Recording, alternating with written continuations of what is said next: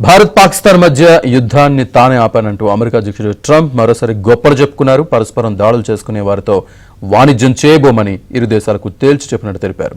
భారత్ పాక్ మధ్య యుద్ధం అణు విపత్తుగా మారకముందే ఆపినట్లు ట్రంప్ చెప్పారు. ఓవల్ కార్యాలయంలో జరిగిన మీడియా సమావేశంలో ట్రంప్ ఈ వ్యాఖ్యలు చేశారు.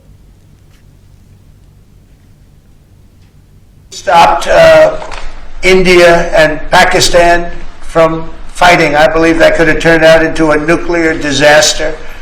And I want to thank the leaders of India, the leaders of Pakistan, and I want to thank my people also. We talked trade, and we said we can't trade with people that are shooting at each other and potentially using nuclear weapons. And they're great leaders in those countries, and they understood, and they agreed, and that all stopped, and we're stopping others from fighting also, because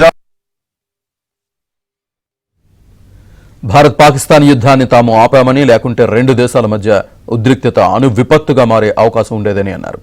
Bharat Pak నాయకులకు America ప్రజలకు ధన్యవాదాలు చెప్పాలనుకుంటున్నానని అన్నారు.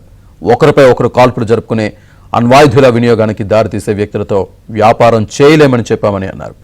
భారత్ పాకుల్లో గొప్ప నాయకులున్నారని వారు అర్థం చేసుకున్నారని అన్నారు. మరికొన్ని దేశాలు సైతం పరస్పరం దాడులు చేసుకోకుండా ఆపుతామని ట్రంప్ పేర్కొన్నారు.